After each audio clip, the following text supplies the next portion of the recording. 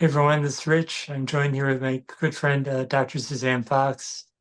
We're thrilled to have Dr. Joel Fuhrman. I follow his nutritarian lifestyle to a T. I've been doing it for, what is it now, 12 years.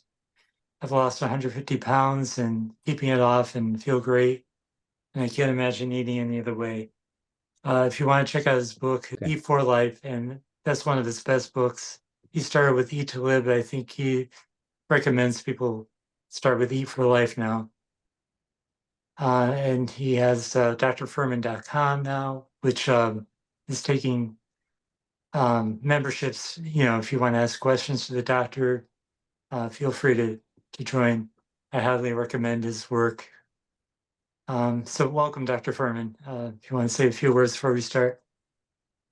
No, well, I'm always proud of what you've accomplished, and it's so dear to my heart to see all these people that have recovered their health and living a happy life and also giving back and being a new ray of sunshine for people to use their own success and improvement in their health to encourage, motivate, and inform other people to do better too, because we see so much needless medical and health tragedies across our country in the modern world today. It doesn't have to be. It's so sad that people just eat themselves to death. Exactly. There's so much suffering. Yeah, unnecessarily, unfortunately. Yeah. So our topic today is omega-3 because as Dr. Fuhrman knows, I'm sure you've seen the different videos online, different subjects. There's plant-based leaders out there who don't recommend supplementing. And there's others who say we can just get it from the food. And one person I follow, Jeff Palmer, he's a good friend of mine, and he's totally against omega-3 supplementation. He's thinking you can get it all from diet, but I highly recommend, I highly, view Dr. Fuhrman's advice as, gold standard. The two of you really, I follow both of you. So it's tough for me, being in the middle, trying to figure it out. So Dr. Fuhrman, my first question is, why do you think supplementation is important for a lot of vegans out there? Well, keep in mind, I'll be a little bit more blunt and even aggressive here. I'll say Yeah. that those people offering opinions and telling vegans not to supplement with a substance that prevents dementia is based on profound bias with a vegan bias, thinking a vegan diet is the ideal or the perfect diet for humans, when most of human history on the planet, people always had an extra source of omega-3 fatty acids through eating frogs, snakes, fish, snails, whatever it is people ate.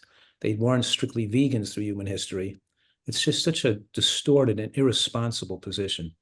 So I want to say how irresponsible it is because of my long-standing 40-year history as a medical doctor, as a primary care physician. I'm a board-certified family physician, taking care of elderly vegans in my practice for 40 years, seeing hundreds of elderly vegans get into trouble. And these people just throw off opinions as if they have some knowledge about the subject. It's frighteningly sad and disappointing. I could say I got into this movement of being an advocate of plant-based nutrition through the American Natural Hygiene Society, which most of the work and our biggest and prolific writer was Dr. Herbert Shelton, a chiropractor who lived in San Antonio, Texas. He wrote numerous books. I read all his books. I subscribed to his magazines. He was the foundation of the what's today the National Health Association. But it wasn't recommending people stop eating animal products and eat. It was that eat really super healthily, eat fruits and vegetables and nuts and things like that. So these people are really healthy vegans. And all the leaders who, when I was in my teens and my young 20s getting into this, and my mentors and people I admired, like Dr. Sidwa and Dr. Shelton and Dr. Burton and all these people and Dr. Vetrano, they all developed neurologic deficits as they aged. All of them, every one of them. That's not good. Dr. Shelton himself, the leader, got Parkinson's and he died relatively young. And Dr. Sidwa got Parkinson's and Dr. Burton got Parkinson's and Dr. Vetrano lived longer, but she had dementia and Joy Gross still had dementia. And all my friends and all the people I admired had including hundreds of my patients who were members who were either came to me because they knew I was a plant-based advocate, and I knew this, and I was the medical doctor. And these people came to me as these people who developed dementia and Parkinson's in their later life came into my practice helping for me to aid them because they weren't the average plant-based eaters. These were people who were fanatical healthy eaters, right? They were fanatics about how healthy they ate. And so it was very concerning that so many of them developed neurologic deficits. It doesn't mean it's going to be 100%, but even if it's 10%, I'm seeing like I saw 80% of them develop neurologic deficits. And even if it's 10 or 20%, you still don't want people to shrink their brain with aging. And then so I drew blood tests on many of these individuals who were having neurologic deficits. And the blood tests, from my own experience, corroborated that the low omega-3 index, they all had extremely low omega-3 index. I remember one person who was on the who was the national leader of of the American Organic Health Food Society, who was on the board of directors of the American Natural Hygiene Society. He developed Parkinson's at a young age, and his omega-3 index was below 1. Was real non-existent. And we know that there are studies increasing the brain's susceptibility to the toxins that cause Parkinson's when you have less of those beneficial anti-inflammatory fats for the brain. And we know that there's more than a dozen studies showing that brain shrinkage and cognitive impairment are linked to, in a dose-dependent manner, to the omega-3 index. So these people giving an anti-science opinion to try to sound scientific, you know what they do?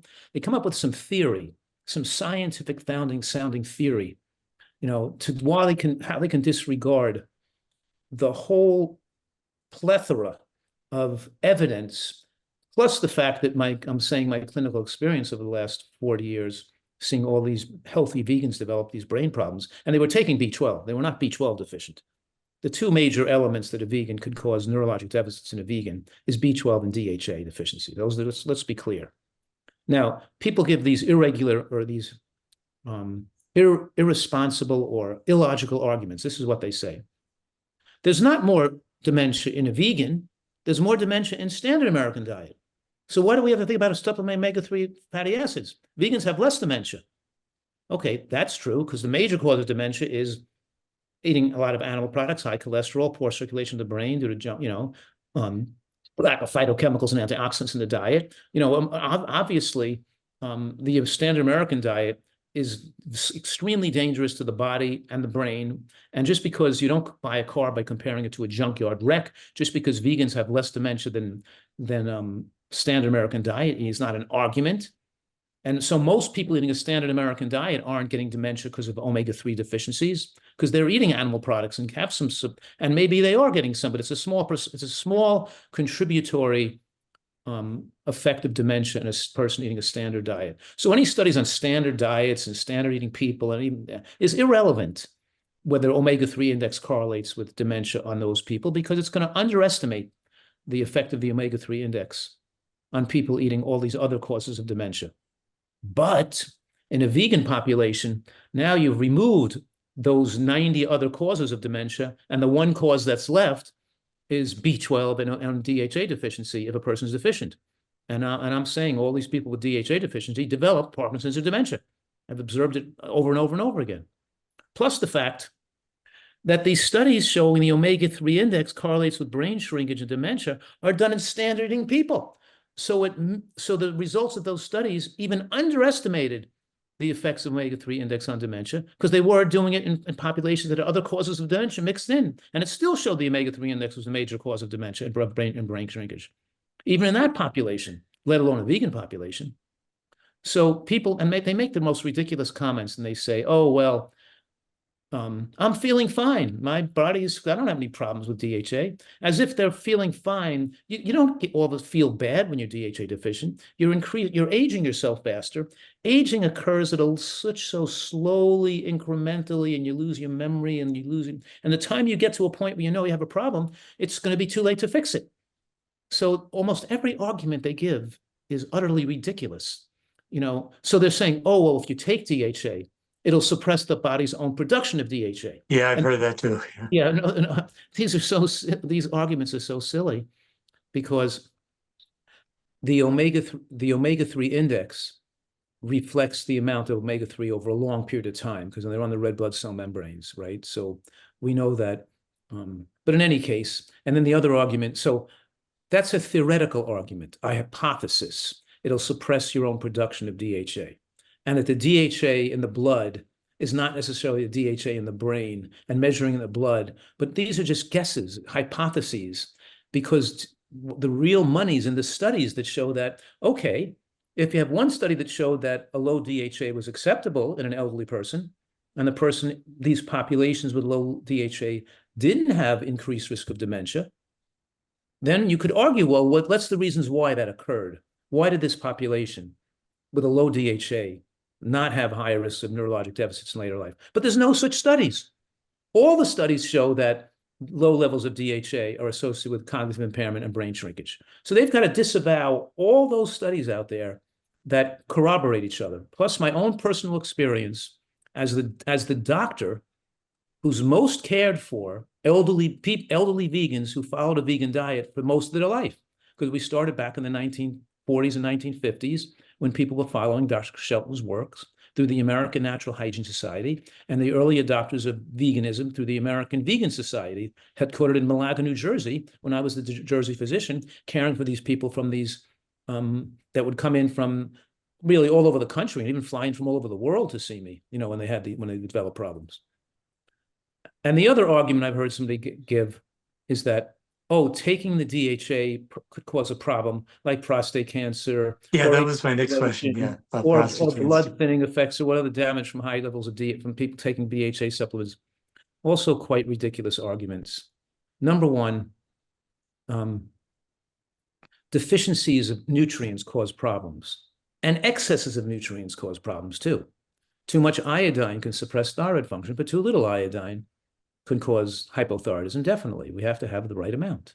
And people taking, so there can be some potentially negative effects from taking high dose fish oils. People take 3 to 4 grams of fish oil a day.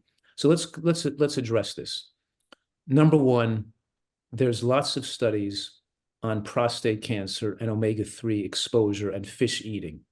And they do not show increased risk of, for example, there's less prostate cancer in Japan where they eat so much fish and have so much high omega-3 exposure than they as in the United States. So besides that there's many studies show that omega-3, a more favorable omega-3 index is associated with all-cause mortality or less all-cause mortality. Let me say that one more time. Multiple studies show that a more favorable omega-3 index reduces risk of cardiovascular death and all-cause cancer death. And lower levels are associated with higher risks of all-cause mortality, with more cancer deaths and more heart attack deaths. So it's not just dementia. It's that you're short, and some studies show that the risk of a low omega-3 equates with the risk of smoking cigarettes. You lose 5 years of life. Because these people who have this bias, and they're the vegan philosophers who want to impress on people as the vegan diet being so perfect or something. Or a lot of these doctors have their, don't want to go back on what on what their prior pronouncements were on, and they want trying to support some viewpoint they had with no experience, right? But in any case, what I'm saying right now that there's no evidence that a low omega-3 index is safe, because all the studies show a low omega-3 index causes more dementia and more death. Number two, show some studies that show the otherwise. This is all the studies we have show this is bad to have happen to you.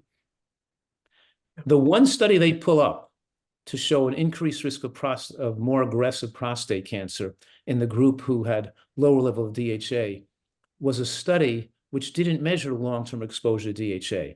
It just checked a one-day exposure, like an exposure of a short-term level.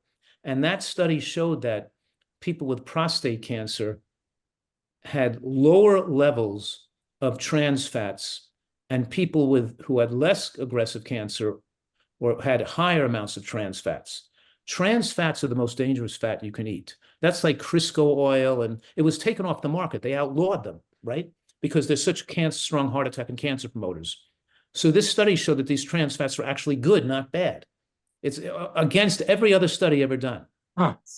It's We're crazy. talking about 100 studies showing otherwise, and there's one study that people claim it made everything the opposite, because what most likely happened in the study, because they didn't check long-term levels of exposure to fish or DHA, they just had a one-time or two-time window. And probably the study messed up because people who were not feeling well or thought they were not healthy, or they probably thought that maybe eating more fish would help them, or they cut out trans fats because they were sick, and maybe it allocated sicker people who were not eating trans fats. So there's people not eating trans fats. So that one measurement may have been people who thought they had more risk factors and wound up having more disease. Whatever the reason is, that study is called an outlier. An outlier means that it doesn't have consistency with other studies that showed looking at the same subject. So if a person is going to make a statement like prostate cancer can be promoted by taking a small, omega-3 supplement, they should at least do a complete comprehensive review of the literature on omega-3 index in prostate cancer, omega-3 index or fish eating, or omega-3 intake in prostate cancer. And they should see if other studies support this one weird study. Now, keep in mind, I don't recommend a high dose of omega-3 supplements, because they can thin the blood if you take too much, and they can reduce immune function if you take too much. And I referred to many studies showing that omega-3 deficiencies can increase the risk of atrial fibrillation, but taking excess amounts can also increase risk of atrial fibrillation as well. I'm saying, and we should also watch for not consuming omega-3 that's rancid. And these supplements that sat on a shelf for a year and start to go rancid aren't really healthy either.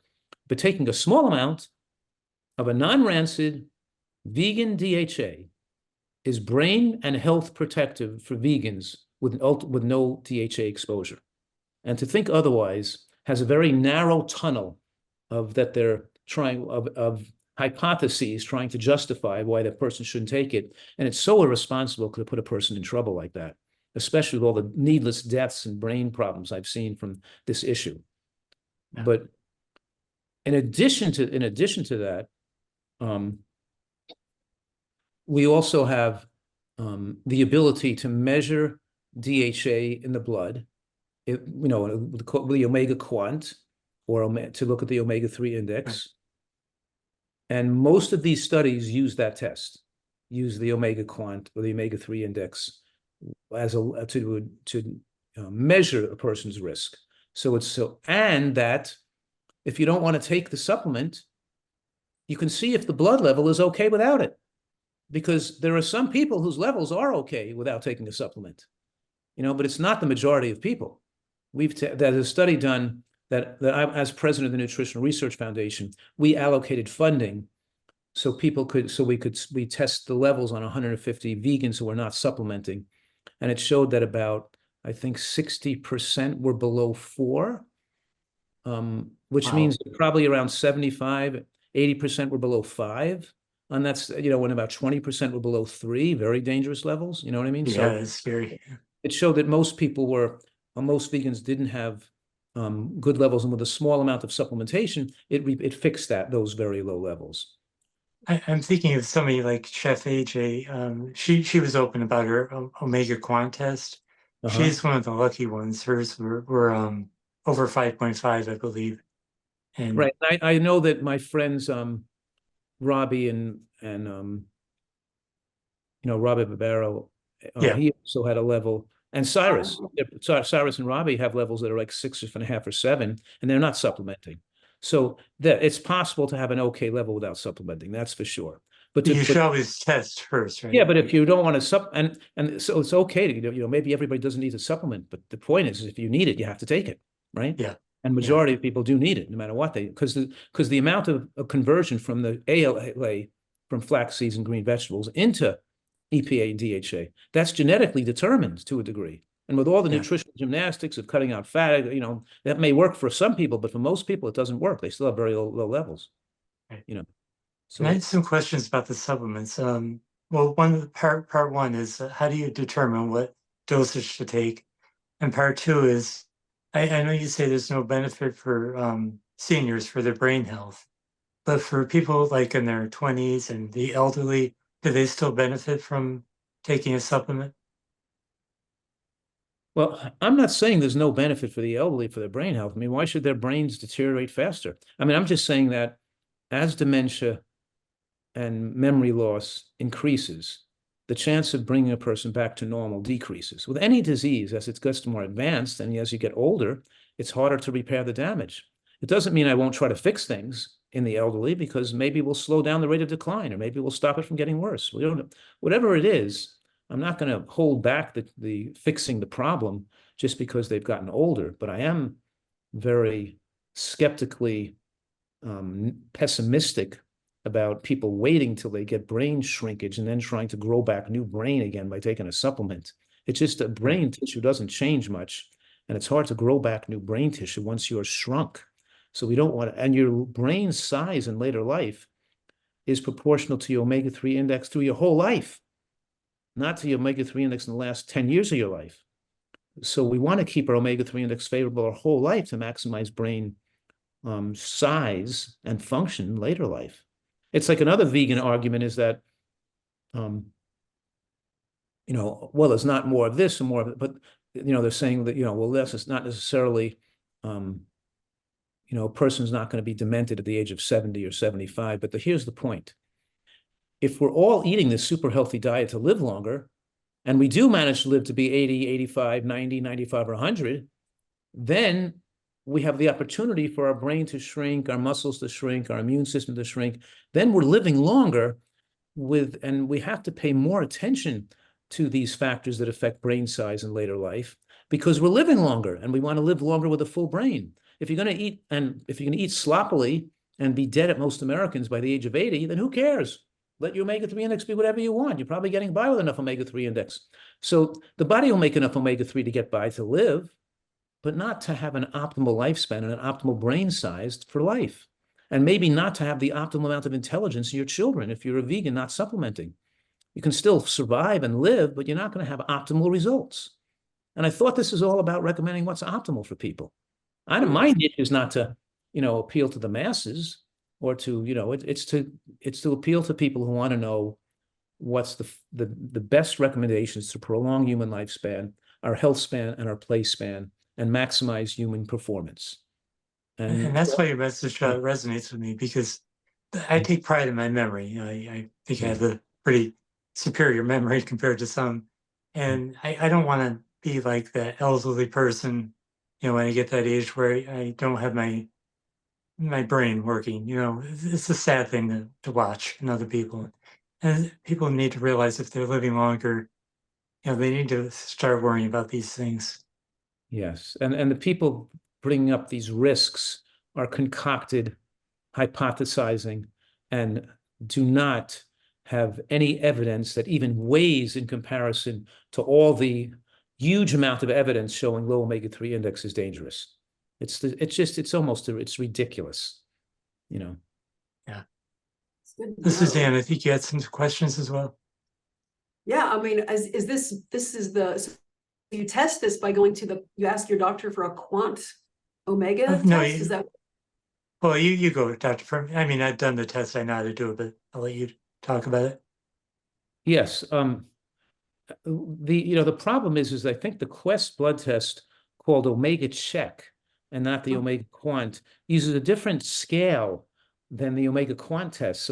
So in that scale, it comes back like, I think the normal range on the Omega Quant test we're saying is above 5 or above 5.5, but the range can be from 0 to 10, let's say. On the test done at Quest, called the Omega Check test, I think their range is like 0 to 5, not 0 to 10. So a 3 on that test would equate with a 6 on the Omega Quant test. But I don't really have because most of the studies don't use the test done by Quest, the Omega Check. They use the Omega Quant. And I think so the normal range is not the same. You know what I mean? You have to ask the doctor specifically to give you an Omega Quant test to find out? Well, yeah, but you can order on your own. They're going to have to do it on your own. So, I have them available on the website, but I mean, you could buy them from me. You can order them on the website, or you can ask your doctor if he can send it to the regular lab if you have insurance that pays for it. But I'm not so, I don't know if maybe LabCorp sends out to Omega Quant. Sends out to the Omega Quant test, and maybe could do it. I think that Quest does not. So I'm just not sure about which conventional lab or which conventional insurance will pay for those tests. But I know the best test that most of the studies use is called the omega quant. And then the number we're looking for is the omega-3 index. That's the number we're looking for. So I have, and you can do it through, we have a card that we send out to people, and we can do it through a finger stick. They can just stick their finger and press a piece of blood on the finger and send it off to the lab, and it gives them the results. That's how most of us do it. It's not expensive anyway. It's available on your website. We could easily go to your website and get this omega quant test and then find out what the level is and see if we need to supplement or not. Right. Yep. You know, because the prevalence of low omega-3 is so high, I recommend usually people take the standard dose of the supplement and do that for 3 or 4 months, and then check your level and see if your levels are high or low, or if it's a little low, you take a little more. If it's a little too high, you can cut back a little bit. But certainly people could do, if they want to do 2 tests, they can do a baseline test to see where they were with no supplementation. And then they can, but I'm saying like maybe 80 to 90% of people will see that the level comes back too low. You know what I mean? Yeah, I mean, that would be a great experiment to try to start at the baseline and then supplement for 3 to 4 months and see if it comes up. You know, that would be a really good thing to do. And personally, I've already been doing that with Dr. Fuhrman's guidance. Yeah, we've been doing that with thousands year of and a half. people. Yeah, that's what we've been doing with many people for like the last decade. Yeah, because I've been a vegan for 12 years and I've never done any of this. So one doesn't supplement. I don't even know. I should check. So you've never, so you should check your level. That would be great to check your level and see because mine was 3.9 starting this, and I think 4 or 5 months ago it was 5.2, and I'm hoping it's going to be 5.5. So you were 3.9 with taking nothing? Yeah, that was pretty much nothing. Yeah. Yeah. Okay. That's not bad.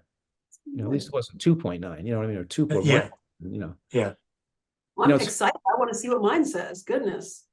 You know, keep in mind that if people are significantly overweight, it lowers their number more, because all the fats in the body could make your percent of omega-3 or EPA and DHA in the cell membrane would be decreased by all the high amount of other fats you have, making the percent of fats be, you know, so as people, what I'm saying right now is as people lose weight and eat healthier, the levels come up, so they don't need to take such high doses of supplements.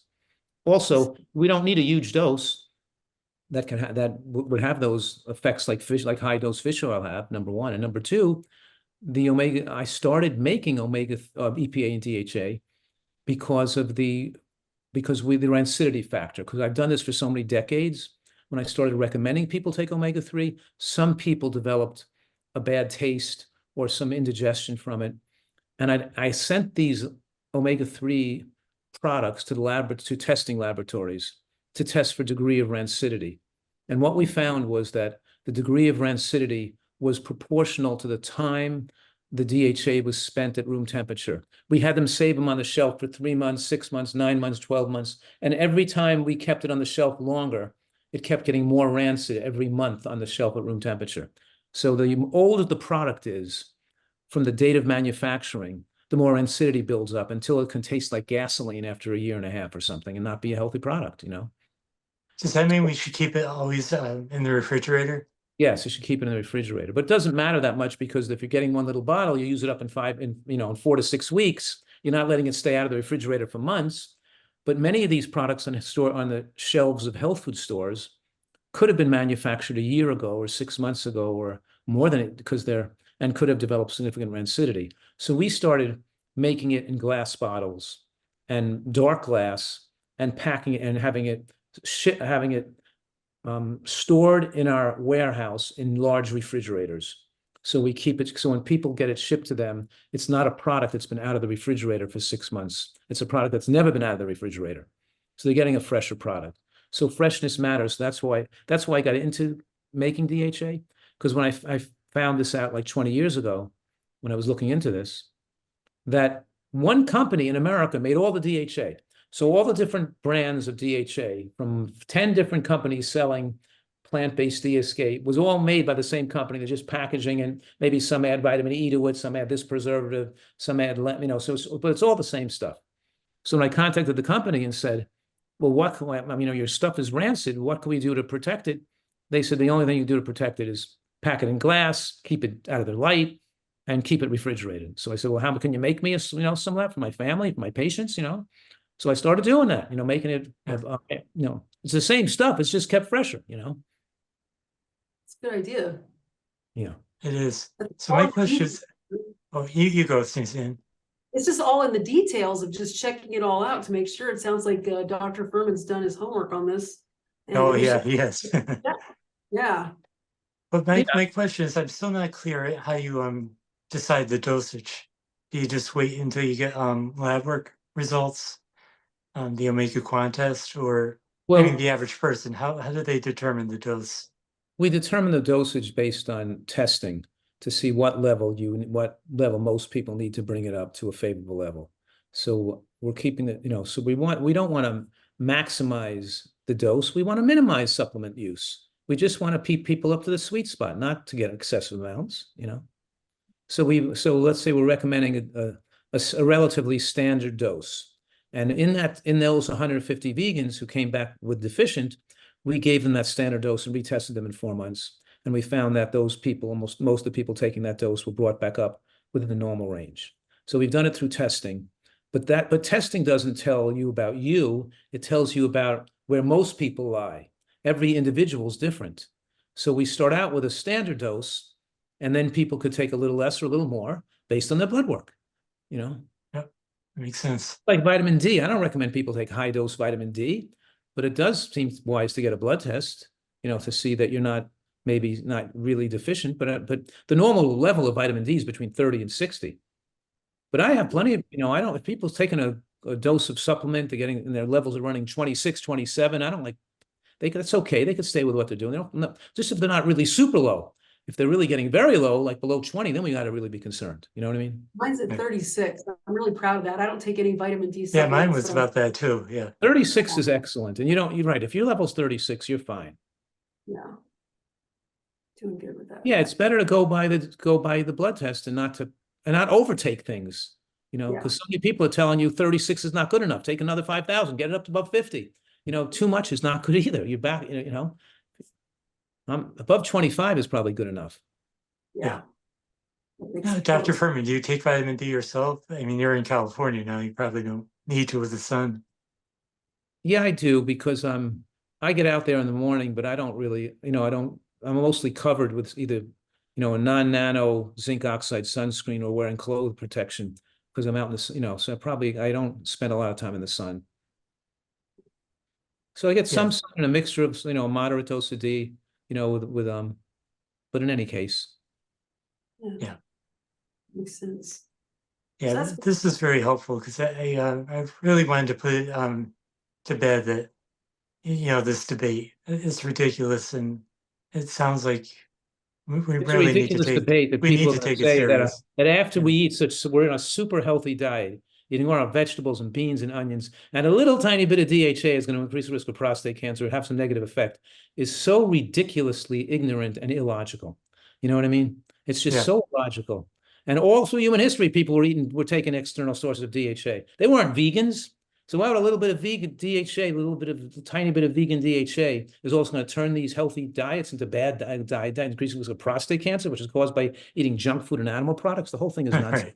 It's nonsensical. You know what I mean? Yeah. They're creating needless fear in people when the real thing we should be concerned about is protecting our brain. Yeah. Yeah. That's what it's about. Yep. Yeah. All right. Yeah, I really appreciate this. And Dr. Fuhrman, I'll be in touch, and I'll also let our audience know what my numbers are. But last time is 5.2, and I'm hoping it's 5.5 this time. Yeah, and if it's 5.5 or 6 or 6.5, it's all good. Just, right. So we're saying here, right, probably between 5 and 9 is the optimal window, something like that, between 5 and 9. It's probably better to be above 5.5 even than it is, but I'm not panicking if people 5.2 or 5.3, but better to be, and then if you're above 9, probably take less, or if, Do you ever see people above 9? I imagine it's very rare. I don't see that because I don't have many people taking like high dose fish oil, you know what I mean? Or taking that much, or usually they're taking just they're taking the minimal amount of DHA just to get that above 6 ratio. You know what I mean? So I don't see many people that are overtaking it because they kind of take the standard dose. Yeah. Yeah, this is very helpful. I really appreciate your time. And Yes. again, thank you for everything that you've done. I'll be contacting you soon. I'll be getting this test and we'll see what's going on. Yeah, We'll both do a follow-up video and share it with you. Take care. Good Yeah. talking, guys. Good luck to everybody.